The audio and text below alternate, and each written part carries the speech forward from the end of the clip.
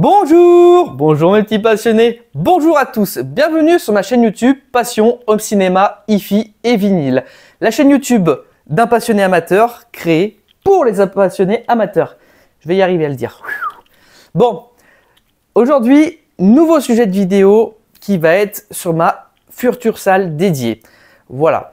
Donc ma future salle dédiée, comme vous le savez, enfin pour ceux qui suivent mes vidéos depuis un petit moment, c'est un projet que j'ai. Donc du coup, ça fait à peu près un peu plus d'un an que peut-être un peu moins d'un an que j'en ai parlé dans une vidéo. Donc la salle dédiée est un projet que je souhaite réaliser, c'est un peu un rêve. Enfin, c'est même pas un peu, c'est un rêve, voilà. Mais en sachant qu'il faut que je fasse une extension de ma maison, intérieure ou extérieure, pour pouvoir réaliser ce projet. Donc forcément, argent, ça va coûter des frais, évidemment. Mais je croise les doigts pour réussir d'ici 4 ans, pouvoir réaliser cette salle dédiée, entièrement personnalisée sur mesure comme j'aimerais l'avoir. Après, selon le budget, j'aviserai, mais on n'en est pas encore là. Dans cette vidéo, je vais en profiter pour aller sur un sujet que beaucoup de gens me demandent, c'est le traitement acoustique. Alors, traitement acoustique, malheureusement, on me le demande depuis un petit moment, mais je ne peux pas trop en parler parce que ce n'est pas un sujet que je maîtrise. Et je n'aime pas parler de sujets dans lequel je ne maîtrise pas ou je ne connais pas. Je ne peux pas parler de quelque chose que je ne connais pas, c'est pas possible, je vais dire que des conneries. Et c'est pas le but de cette chaîne. Des fois que en plus j'en dis déjà des conneries sur des trucs que je connais. Voilà. Après je suis toujours en train d'apprendre évidemment. Hein. De toute façon toute la vie on apprend. Hein. Le jour où on arrête d'apprendre, c'est le jour où on meurt. Hein. Voilà. Donc je vais en profiter pour parler de ça aussi sur le peu que je connais. Vous expliquer aussi mes envies. Sur ce projet, ce que j'aimerais avoir, ce que j'aimerais ne pas avoir. Et ça sera déjà pas mal. Donc on se retrouve après le générique pour parler de la salle dédiée. A tout de suite.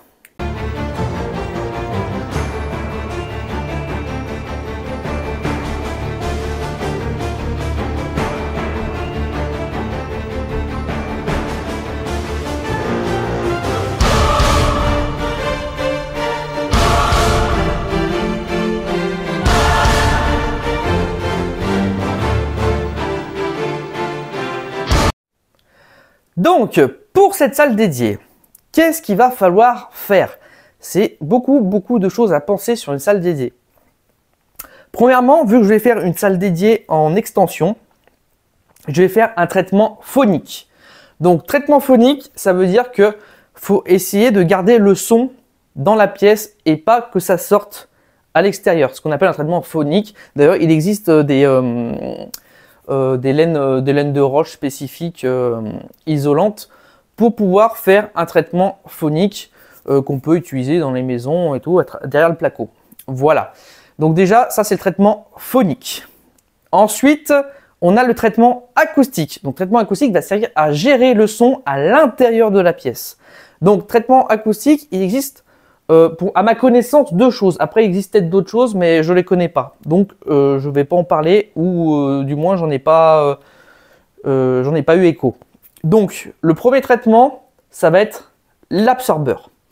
Donc, l'absorbeur peut avoir différentes formes, évidemment, et puis différents matériaux. Après, il y a des matériaux qui sont mieux que d'autres, je précise, en sachant qu'il y a les absorbeurs, donc les bass traps, qu'on peut mettre dans les coins des murs pour éviter les réflexions ou les, comment on appelle ça, les ondes stationnaires, souvent dans les basses, voilà.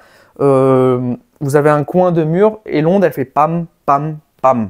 Voilà. Pour donner un ordre d'idée. Hein.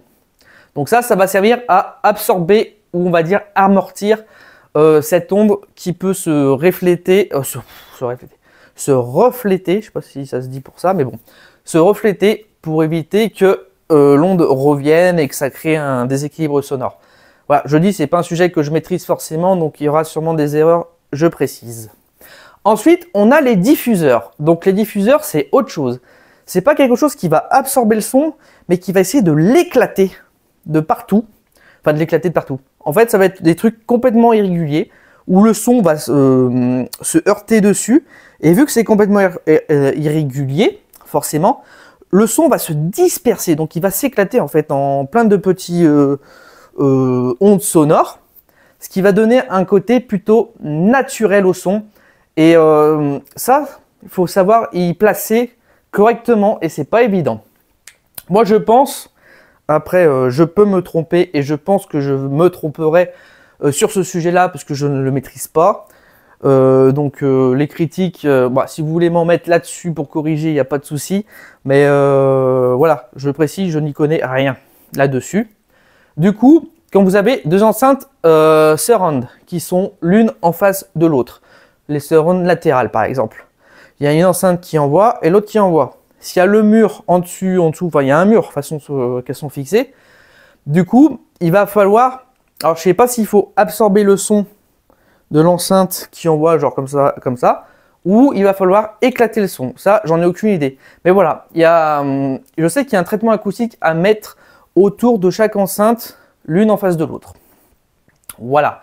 Après, il existe il y a des micros, des logiciels qui permettent de capter le son et de savoir dans la pièce où mettre ces traitements, que ce soit un endroit où il y a besoin d'un diffuseur, un endroit où il y a besoin d'un absorbeur.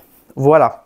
Après, il y a plein de matériaux différents. Je vous mettrai des photos par là et par là sur différents types, que ce soit les bass traps absorbeurs ou les diffracteurs. Donc je me perds dans les mots, je suis désolé.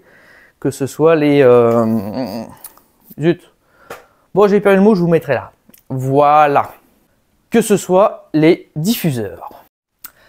Ensuite, donc là, je viens de parler un peu du traitement phonique et acoustique. Voilà, donc comme vous voyez, c'est un sujet que je ne maîtrise pas forcément. J'en parle parce que ça va faire partie des éléments clés de cette salle dédiée. Autre élément clé que j'ai envie de parler, c'est les blocs de puissance. Voilà, comme vous savez, j'ai un Storm Audio avec des Emotiva. Bon, Emotiva, c'est très bien, ça me comble très bien dans ma pièce, il n'y a pas de problème, c'est assez puissant. Plutôt puissant, on va dire. Voilà. Après, j'aimerais passer à un autre level, évidemment, quand ça sera ma salle dédiée. Je vais me mettre sur les F-Quake. Cinenova Grand 7 et F-Quake Cinenova 7300. Si je ne me trompe pas, évidemment, je me corrigerai directement si je dis des conneries. Et d'ailleurs, je tiens à m'excuser, dans une vidéo où je vais parler des F-Quake, j'ai dit F-Quaker. Je tenais à m'excuser parce que c'est pas eu tout le bon mot, c'est juste que je trouve que ça sonne mieux en F-Quaker que F-Quake. J'ai l'impression qu'il manque un truc. Voilà, donc je me corrige dans cette vidéo. D'ailleurs, dans le groupe de passionnés où je suis, ils sont pas mal foutus de ma gueule quand j'ai marqué F-Quaker, mais bon, voilà. Donc F-Quake Cinenova Grand 7. Voilà. Alors ça coûte très cher, mais c'est des super amplis, franchement. Ça envoie la pâtée, ça, voilà. Voilà, on va pas être déçu avec ça, on peut pas être déçu. Voilà, en plus ils ont de très bonnes caractéristiques et les tests qui ont été réalisés dessus sont incroyables. Voilà pour la partie ampli de puissance que j'aimerais avoir dans cette salle dédiée. En termes d'enceinte, alors cette fois j'ai envie d'aller, vous savez que j'adore Ellipson, mais Ellipson c'est un son que j'aime beaucoup dans la hi-fi. Et dans le home cinéma, ça fait le taf hein, dans ma pièce, ça fait le taf. Hein, ma pièce qui fait pratiquement 40 mètres carrés, ça fait le taf. Mais dans ma salle de cinéma, j'aimerais beaucoup plus gros. Et du coup, je vais aller chez un fabricant d'enceintes qui est français et qui est artisan, Melodia. Donc, Melodia, évidemment, c'est du haut rendement. C'est des enceintes qui sont créées par mon intégrateur. Voilà. Et elles sont folles de chez Foll. Moi, ce que j'aimerais, c'est une centrale et les deux colonnes front en Melodia Quatuor. Donc, les grandes colonnes qui font 2 mètres avec les 4 boomers de 30 cm. Avec un tweeter à compression, je crois, je suis pas sûr. Et un médium en pavillon. Voilà. Après, il choisit ses matériaux en fonction de ce qu'il veut faire, hein, le fabricant de Melodia. Donc je pense que s'il a choisi de faire une configuration comme ça, c'est qu'il a une raison. Je sais qu'à l'écoute, c'est quelque chose qui est très puissant. Vraiment très puissant. et à la fois qui a un son pur et doux. Donc on est sur quelque chose quand même qui est qualitatif. Voilà. Dans ceux que j'ai entendus de Melodia, évidemment, les quatuors, je les ai toujours pas entendus et je rêve de me les écouter un jour. D'ailleurs, il faudrait peut-être que je fasse un partenariat avec lui pour qu'il me prête des enceintes, que je fasse des tests, et etc. Je sais pas. Je sais pas s'il accepterait ça. Peut-être. S'il voit cette vidéo, pourquoi pas? Ça pourrait être sympa. Voilà. Parce que c'est quand même des enceintes qui coûtent quand même relativement cher. C'est un sacré budget. Ensuite, en enceinte wise, ce que j'aimerais, c'est les Melodia PCS 30. Oui, je crois que c'est ça. Ouais, PCS 30. Si je me trompe, je vous mets la correction là, évidemment, avec la photo des enceintes.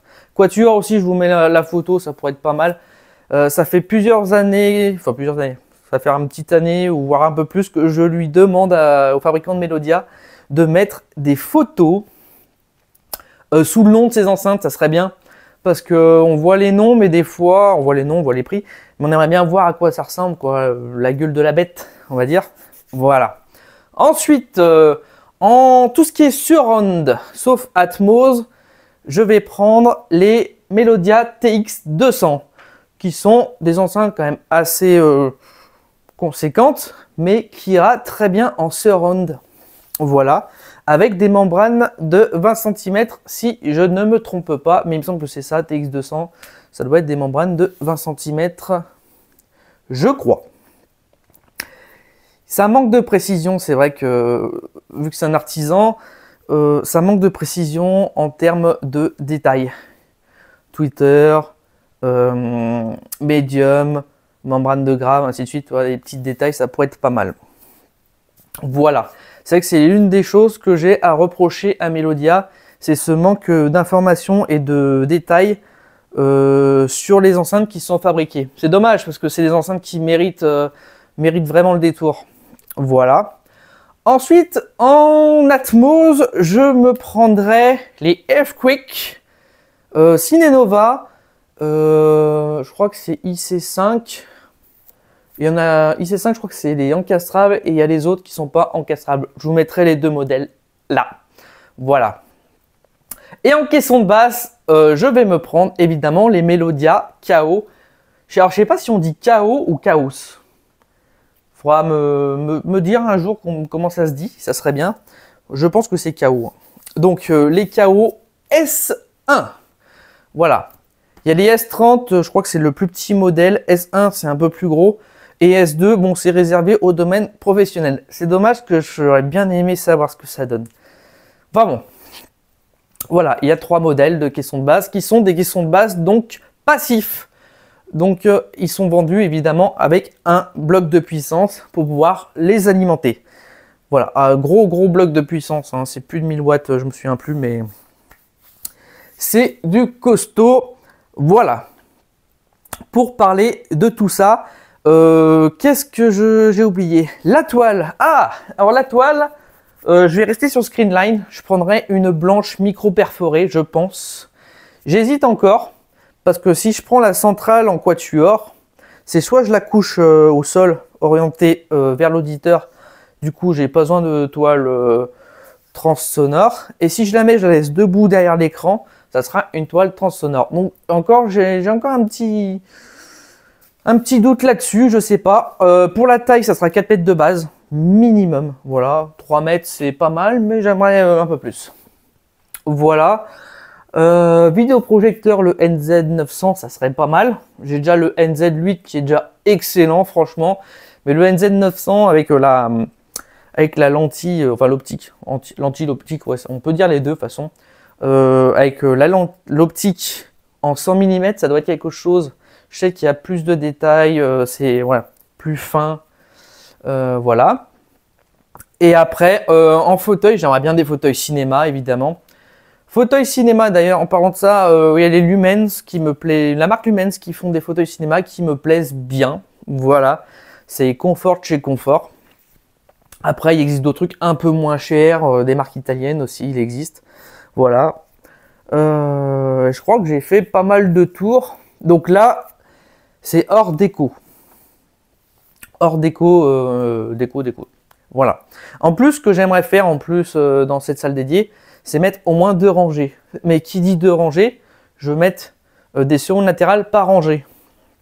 Donc du coup, ce qu'il va falloir que je fasse pour ce préampli au cinéma, faut que je lui rajoute des sorties de pré-haute. Voilà, faut que je rajoute des sorties pré-haute. En sachant que là, je suis en 16, là-dessus, 16 canaux. Et je peux aller jusqu'à 32. Bon, j'ai déjà rajouté 24. On verra ce que ça donne. Parce que forcément, si je rajoute des surrounds, là, déjà, mes caissons de basse, ils sont branchés sur la même sortie. Donc, j'ai un Y. Voilà. Donc, déjà, rien que ça, bon, ça marche très bien, mais ça me plaît pas trop. J'aimerais bien qu'ils soient indépendants. Est-ce que ça améliorerait le son? Oui. De grand chose, peut-être pas. Voilà. Donc, il y a plein de choses à penser.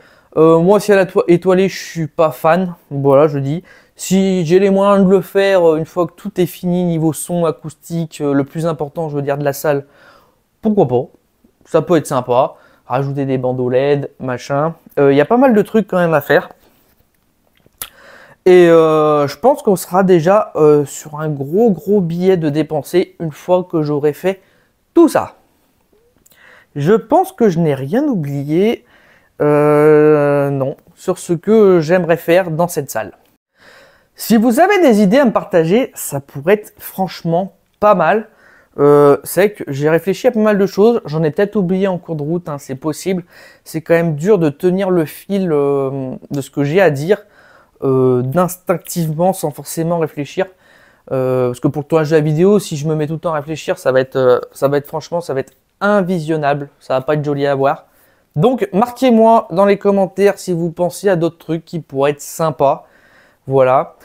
Certaines personnes mettent des niches extérieures pour le vidéoprojecteur avec une vitre. Ça peut être pas mal aussi si on veut pas être dérangé par le bruit du ventilo du vidéoprojecteur. Voilà. En passant, j'aimerais faire une salle dédiée de 5 mètres par 6 mètres, je crois. Si je me souviens bien. Je veux minimum 30 mètres carrés. Voilà. Juste pour la salle dédiée. Déjà 5 mètres par 6 mètres. Donc en sachant que 5 mètres ce sera la largeur de la salle et 6 mètres la longueur. Ça me permet largement d'avoir une toile de 4 mètres avec les 2 colonnes à l'extérieur. Les colonnes, j'ai envie de les voir personnellement. J'ai envie qu'elles soient à l'extérieur de l'écran. Voilà. Parce que déjà, j'aime les quatuors. Je les trouve magnifiques comme enceinte. Et secondo, je trouve que plus le champ est large et mieux le rendu... comment dire? Le rendu de l'effet en fait, le rendu de l'effet du son qui vient comme ça sur les côtés me plaît. Voilà, je trouve que l'étendue est mieux.